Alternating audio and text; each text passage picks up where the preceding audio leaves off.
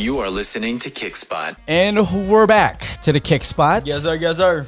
We are back. Episode 5, talking about JP, aka Jinu Park. And before the break, we talked about Jinu's experiences in middle school and in high school, and his first taste of what it's like as an Asian American artist, going through the transition phase to possibly getting signed in Korea, not panning out, and then going back to the States, not panning out because of him being Asian. Yeah. So now we're gonna go ahead and move forward on talking about after that, right around after college, when you were doing your multi-level marketing gig with us, with me. Yeah, that's how I met you. When we were doing our door-to-door stuff. Yes, sir. Slanging paper. You telecom. I was telecom. I was slanging Internet. internets And TB. and TB. Yeah. I got el papel y tintas. That's right. No, I was slanging paper for a little bit. Yeah. Sending those free cookies to my customers. The Mrs. Fields. Dude, I would sometimes take them. The customers give it to me. I would go back. Did you guys get the cookies? Yeah. Oh, you want some? Yes. Of course. Give me that 10. You'd be stupid not to have some of those cookies. So we're gonna talk about again the experience on that, and because in that business that we grew up in, we were there. Well, I was doing it for about 3.5 years. You were doing it for way longer than that. Yeah, total of 7. So you doubled my lifespan, and with that, it taught us a lot. It taught us leadership. It taught us recruiting. It taught us how to be self-sufficient as a business owner. It taught us a lot. Probably one of the best positions I've ever done. The hardest position I've ever done, I will say. Physically, mentally, emotionally, spiritually, I think it just encompassed everything, and it took a lot out of you to be able to just get through the next day, right? Wouldn't you say? Yeah, I would say that the program was designed for it to be tough. Because in the real life experience, when you do end up running a type of business, that it's not going to be easy. I mean, there's pluses and minuses about multi-level marketing, and there's probably different emotions. So, yeah, I mean, they teach you something that's very, very systematic, so that it makes it quote unquote easier for your business. And I could talk positive things about that is what I liked about multi-level marketing, but I could also talk about a lot of negatives in that sense as well too. But what it taught me were a lot of those things. Right, and I'm glad you mentioned that. So can you share a little bit more about, because you actually went from being an account executive where we're just slanging things in the field to becoming an AM, which is an assistant manager to that particular office, where you've grown a particular set of teams. Yeah. And you've groomed them to be in a position where they were self-sufficient and they were going out there and doing their own thing. Yeah.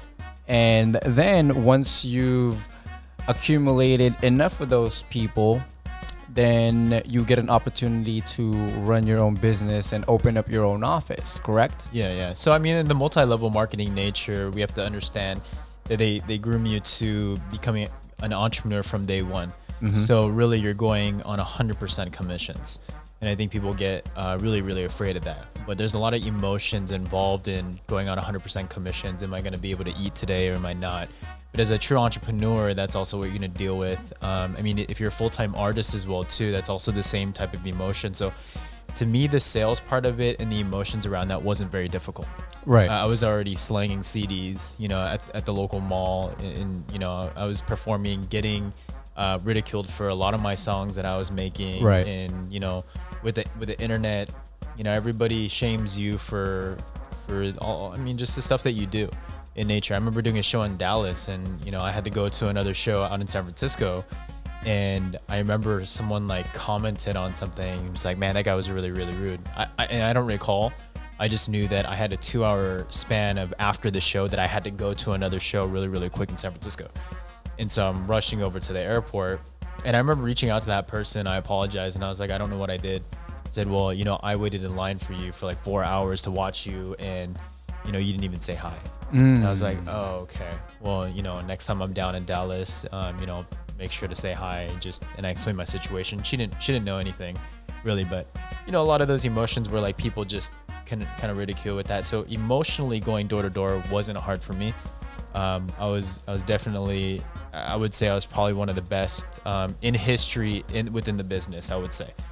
And you can ask whoever you'd like to within their business, and they'll tell you that as far as for the nature of me being charismatic and performance and going in there and talking to people in general, it was a lot easier for me. I didn't find it very difficult. I can vouch for that. And the hard part was convincing other people. In order for you to become successful in multi-level marketing, no matter what kind it is, it's to be able to learn a valuable skill set on how to convince someone or show them the vision and the quote unquote opportunity that this particular business multi-level marketing firm had was we would give you the keys to your own business. Oh, but you can't go on 100% commission. Oh, well, then you shouldn't be a business owner. Oh, you don't know how to recruit people. Oh, you definitely shouldn't go, become a business owner. So it weeds out the weak. It's what they're trying to teach you, right? And I understood that concept because statistically during that time, it was 93% of people are always going to work for other people. 2 to 7% of people are going to run their own business. So yes. I understood that law of averages kicked in not only in sales, but it also worked as well as finding that the 2 to 7%. But just imagine all the turnover that happens during that time. But that was the whole program was graduate from that program, recruit a bunch of people that believe in the same mission, and then be able to have the keys to your own office. Right. And with that, you were probably one of the best recruiters that I saw when you and I were both going through that, because you saw my struggle in recruiting. I would go to you every time to see what tactics you had, what conversations you would have with your team. Yeah. And people didn't know that we were actually roommates. Right. And so like, how we met was through basketball. And they had this, top leader challenge, and we went to Big Bear, right? Big Bear. And they did like these like challenges, and they were like, there's this guy, Migs, he plays basketball, and, talked him up, whatever. And I was like, man, this fool ain't going to shoot with me, So we played against each other, and it was a hard fought battle. It was really fun. I would say that we wanted to beat each other up towards the end of it. I think we won. Oh, we did win. All right. Yeah. You won? Yeah, we did, right? Yeah, the first one we won. You didn't win. We ended up winning. The second year we were on the same team. Yeah, the second year we were on the same team. We were on the same team. So that one was like we won that. Great, that was a great experience. But the first one, we ended up getting because that was my first one. Yeah, I remember. That was my first one too. So we ended up winning the entire thing. I remember that. The second one we won. We won it together. Yeah. But yeah, it was just crazy because towards the end of it, it was like, oh, I have respect for this guy. I don't know him yet personally, but I have respect for his ambition and all that stuff too. And then, fast forward, we were playing a few basketball games here and there throughout the year, and then we had to go again. And then we ended up on the same team, and then we ended up winning, and we got to drink the champagne out of the trophy glass, and we were just partying up. And eventually we ended up becoming roommates as well, and we would bounce ideas off of each other and all that. It was definitely a struggle going through the program. The biggest struggle I think you and I have ever had professionally, economically in our pockets. Yeah. We were eating kimchi and rice for weeks on end. So I mean, spam. I've always been frugal. Banana and rice for me. Yeah, I mean, when you're in those situations, you force yourself to learn how to cook. Shoot, so I just ate what you cooked. Yeah, so that's why I always ended up cooking. And I still cook now, and I actually enjoy cooking. And I'd steal your pomade. Yeah, you'd steal my pomade in my bathroom, and I'm like, dude, this is not how I configure my pomade. I'd have a certain technique on how I would get my pomade, and then there would be a big dip. Man. And then eventually I'm like, I haven't used my pomade in a while, but the creases look nice. So you mastered how I creased the pomade. I did. Horrible. But let's fast forward on the recruiting portion of it, because I wanted to to bring to light what you brought to the table in that. And I wanted to bring more to light what your struggles were, because you were in a position of leadership that was Asian, because you were taking, so the way it works for all the listeners is, in order for us to grow our teams, we would need to take out interviewers that are looking to be in our roles. So we would take them in the field. It's an 8-hour day, okay? And we would be in areas, sometimes unsafe areas in Los Angeles that are not Beverly Hills or Culver City, or Studio City. A little bit more sketchier areas, and we would have 2 to 3 people that are looking for a job, and we're trying to make the door-to-door look sexy. I remember going into Watts. When I was in Compton, Linwood, with an interview, and then we saw a dead body out in front of the warehouse with flies all over, and then I remember the interview, like, what is going on? Right. But nonetheless, when you graduate from the program, the more studly thing is to be able to recruit people to go with you. And I remember but talk about when you were going through the recruiting pool, and you were trying to sell the vision of owning your own business. Talk about the perspectives of one as an interviewer, because you were also in their position. So someone took you out. So your first thoughts on the role, and then as you became part of the program and you graduated and you started taking out and trying to sell the vision, what did you learn? And as far as you being an Asian leader in that particular space, how were you become successful? But also, what struggles did you have to go through in order to finally get to the right team and actually grow? Because you were talking to me about, I think the reason why I didn't hire that guy is just because I think he just didn't like me for me. But he was super sharp. He liked it, but I think it was me. And you were saying something bigger than that. So can you go ahead and elaborate on that? I think, like, in the nature, like, I didn't start because of the person that took me out. I started because of the business owner. And he has this one meeting that he talks about. And he talks about, like, future perspective. And he broke it down.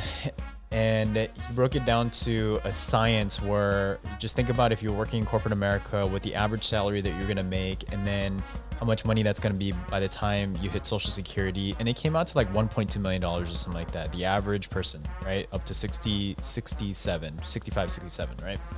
And then he started going down the line. He's like, $1.2 million sounds like a lot, but let's just subtract all the expenses that you're going to have. So your biggest purchase that you're going to make, a house. And how much is that? And then he subtracted, and eventually it ended up becoming negative. It's like, so do I have to limit the amount of kids that I have? Do I have to limit the amount of things that I want to do as far as vacations and all that? And it gave me a different perspective. It was become your own boss, because, if you keep going up the corporate ladder, then, this is how you're not gonna be able to do the things that you want to.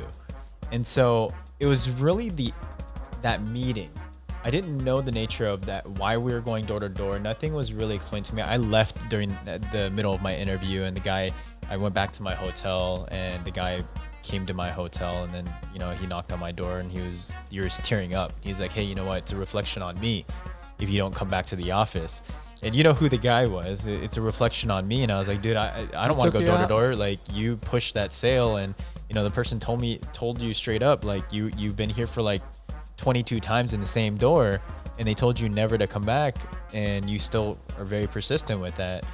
And I wasn't attracted to that, but out of respect to him, because he did take me out and he was crying, I went back to the office. And the owner of the business, I wanted to tell him that I didn't want to take the job interview, but he happened to not be there. No, he was there. I wanted to talk bad about the person that took me out, actually. Like, the character was really off, and I call people out like how it is. And his sales tactic was very off. And then he just told me to send in, think about it. And the only thing I was thinking about wasn't that initial day. It was a long-term perspective, and that's how I always think, is what could my opportunity be like if I did this, And so that's why I decided to start. But, you know, I remember when I was an assistant manager, one of the things that he told me, which I thought was kind of odd, was, you know, Asian people that I've promoted out have never made it in my industry. And I still kind of like look at that really, really odd. And that still sticks with me.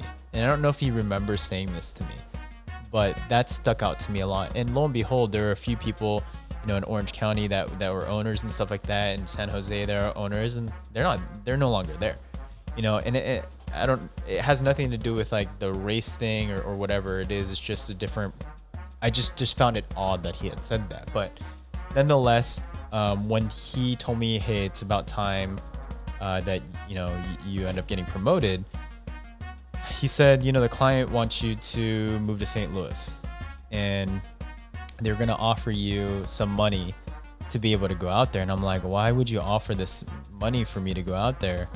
And to be honest, I didn't know where St. Louis was. I thought it was in the South. I thought it was Louisiana for the longest time. That's where Nelly was from. And that's the only thing that I know of St. Louis, St. Lunatics. That's the only thing that I knew. But I was like, oh, I guess I'm moving to the South. And when I looked at the map, it was actually dead center in the Midwest. And I was like, what is over there? And the Arc? I didn't even, the Arch. I didn't even know the Arch was sorry. there.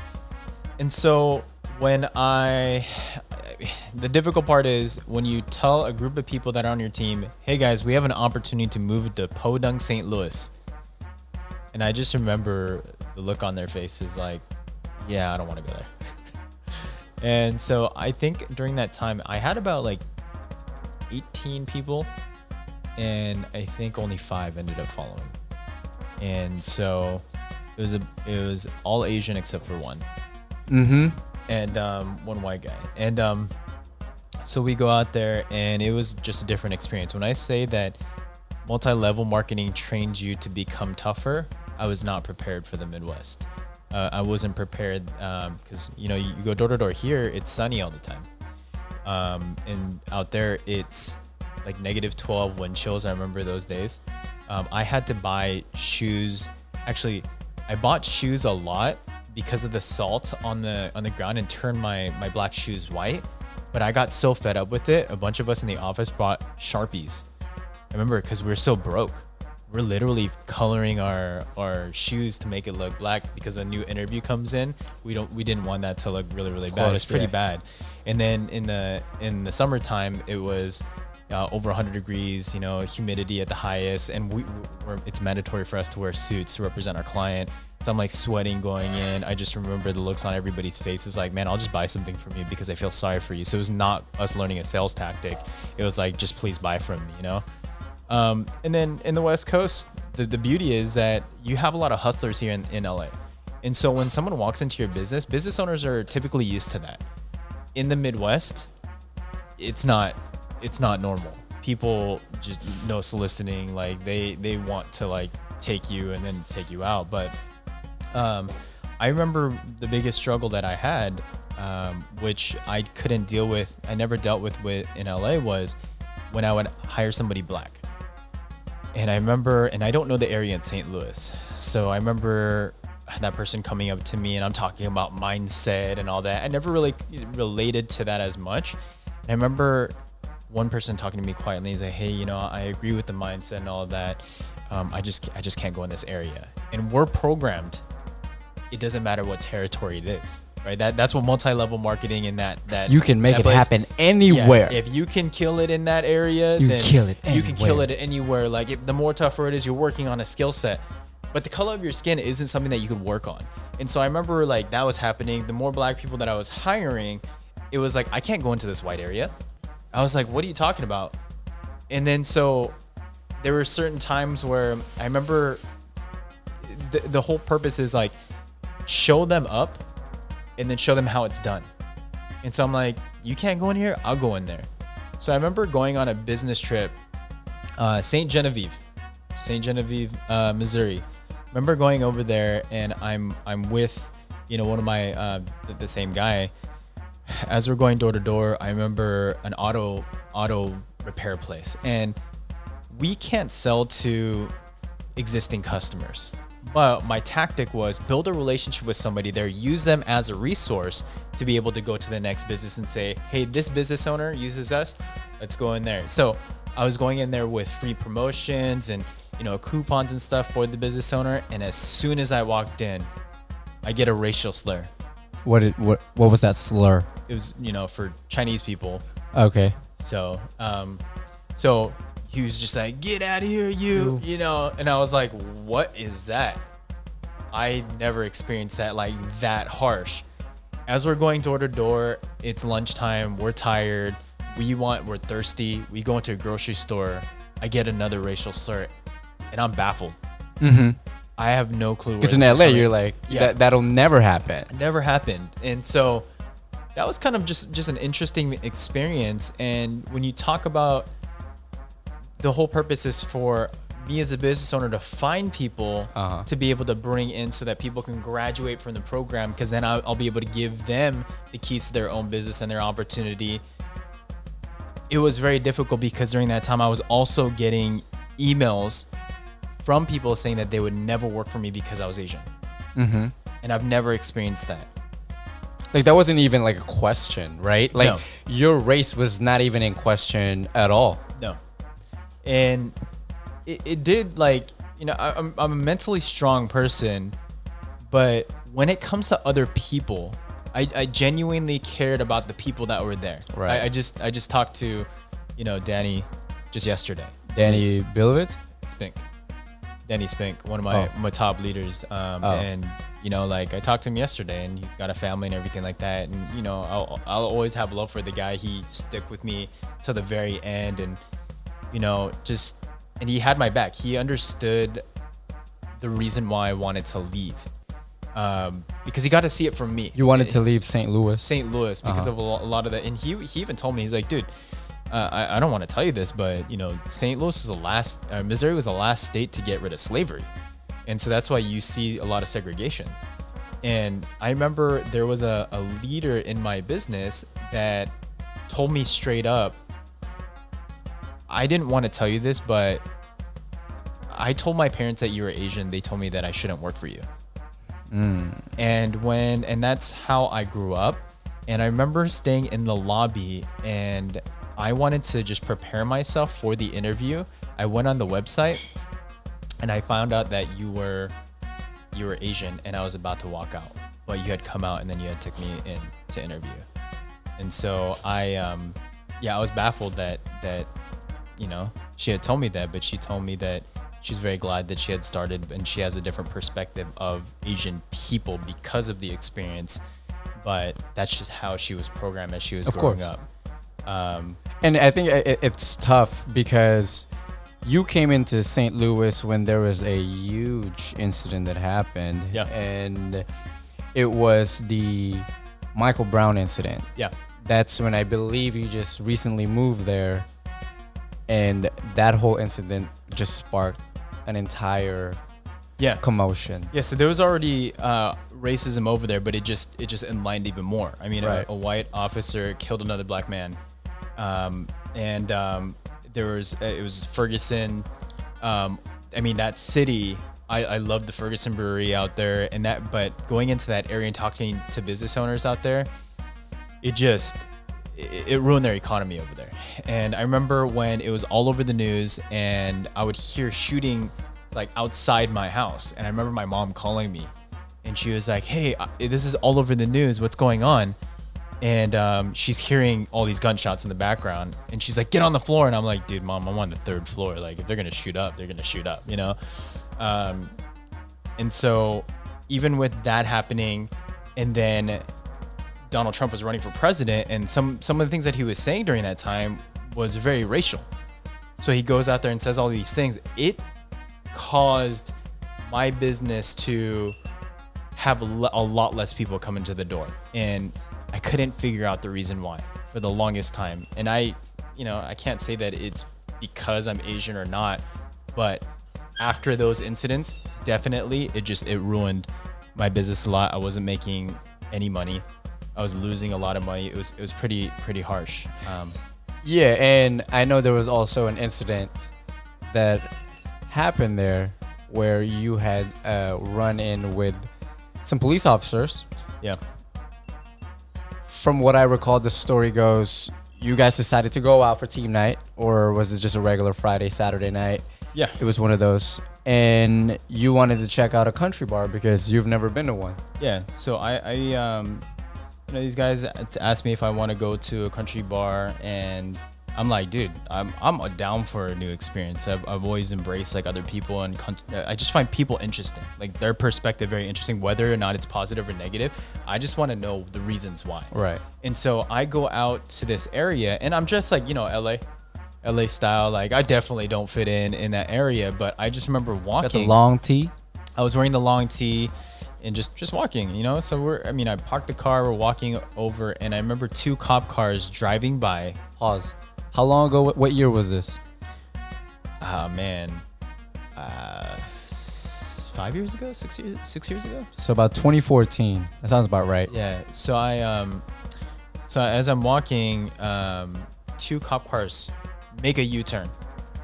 They make a U-turn, and then they look at me and they say, "Hey, can I check your ID?" And I'm kind of shaking my head like, "Why do you want to check my ID? What does that have to do with anything?" And he says, "You're under investigation." It's like, "For what?" And they never answered the question. They kept asking me, "Can you show me your ID?" And to be quite honest, with the whole Michael Brown situation and actually experiencing everything there, I was actually very, very scared. Like I've never been in a scary moment. Like in high school, I actually have had guns pulled on my head, but this experience was way scarier. Because for police, they're supposed to protect you, and yet they're badgering me about wanting to know who I am without explaining why they need my ID. And I never said I wasn't going to give them my ID. I just wanted a valid reason. I kept saying, "Hey, give me a valid reason on why you need my ID." And they kept saying, "Are you not going to show me your ID?" About like the 4th or 5th time that they had asked that, and I said, "I would gladly show you my ID," but the cop behind me, kicked my knee from the back. I fell on my knee. The front cop in front grabbed my head and slammed it on the ground. And so, I tried to ask the people that were with me if they could find the video footage, because there was video footage of it and they were recording it. And they were like, "Why aren't you asking for our ID? Why are you asking for his ID?" And then they're swearing at the guys' head, "If you guys want to get arrested as well too, then we'll take you in." So I was like, "Guys, just don't say anything." So I end up going to jail that night. 8 hours later, I was supposed to get released. And then the cop opens a thing, and then the first thing that comes out of my mouth, "I'm not even sure why I'm here. Can you explain to me why I'm here?" He slams the door and he goes, "You're going to be in here for another 8 hours because you spoke." And I was like, "What are you talking about?" So the second time, 16 hours later, they open it back up. Then they tell me, "So do you want to speak up?" I didn't see anything. And he says, "Good. If you had spoke, I would have slammed it on your face again." So I go out there and they give me this document. And the document, I'm reading it, and they're like, "You just need to sign here." And I'm like, "What does this mean?" It says, "Hey, it says that I'm admitting that I was guilty and that I'm going to be charged with a misdemeanor. Why are you doing this? I don't even know why I'm here." And they're like, "Are you not going to sign it? Because we're going to put you back in jail." So when I had went, it was a Saturday night. In MultiLevel Marketing, I'm the business owner. I have to make sure that people come into the office. So I'm like, okay, so I've already been here for 16 hours. The very next day, I have to open up the business. I don't know what I'm going to do. And I told them, "This is messed up that you guys are doing. I always trusted cops before, but I don't trust cops anymore after this incident." And so I signed it. And the very next day I showed up to the office. Everybody in the office knows what's happening because I went with, a few of the coworkers there. And then eventually they were like, "Hey, we're going to take care of your office. You need to go talk to a lawyer. What they did to you was messed up." I go to a lawyer, and the first thing that the lawyer says is, "Why were you even there? You're an Asian man." And I was like, "What do you," and this is coming from I specifically went to a black lawyer. I said, hey, you know what? It doesn't matter. I have a misdemeanor now on my record. It's gonna look bad on the Fortune 500 clients that I represent. Can you fight this for me? And then she says, yeah, I'll fight it for you. It's just gonna be reduced down to probably obstruction of an officer, which means that I didn't comply with an officer. So it's still on my record. It's not considered a misdemeanor. It just means I didn't comply with an officer. Yeah. And then I said, well, I don't care about that. Mainly, I want to do a civil case against them. And the first thing that comes out of her mouth is she says, you know, I would love to take your money, but you're going to lose the case. The officer that shot Michael Brown got away. Nothing happened to him. And that was nationwide. What makes you think that your case is going to get any coverage and that you're going to be able to win a civil case? They're all white over there. They're just going to go against you. Well, we just also found out that one of the police officers that were involved in George Floyd's death, $750,000 bail, and then they were able to raise the money, and I think his pension worth $1 million will be granted to him. I didn't read too much on that. I mean, it's happened too often, and the fact that I couldn't fight it, right? That bugged me a lot. And coming from a lawyer telling me the same exact thing, I was frustrated. So I walk away that it's like an uncontrollable. I lost, and I hate losing something where it has to do with character. And so I walked away from it. And I remember that night, I cried so much, and I remember it. And I remember texting my mentor and telling him, dude, like, I'm done. Like, I can't be here. Like, what do you want me to do? You're saying that you trained me to train other people to be mentally strong. But at the same time, this doesn't have to do with that. It has to do with the color of my skin. And people, in order for people to have an opportunity, that I would have to recruit people, and because people don't want to come into my business because I'm Asian, I'm just ruining their opportunity and their future, and I'm not going to do that to them anymore.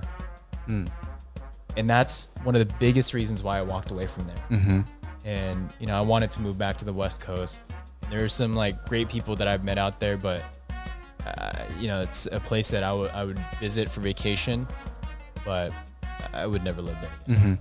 Yeah, I mean, just hearing those things and having such a huge parallel with everything that's going on lately in our nation, it seems way too familiar. It seems like, again, and we had an episode about it, a 3-part episode regarding racism and the systemic racism that is going on in our nation.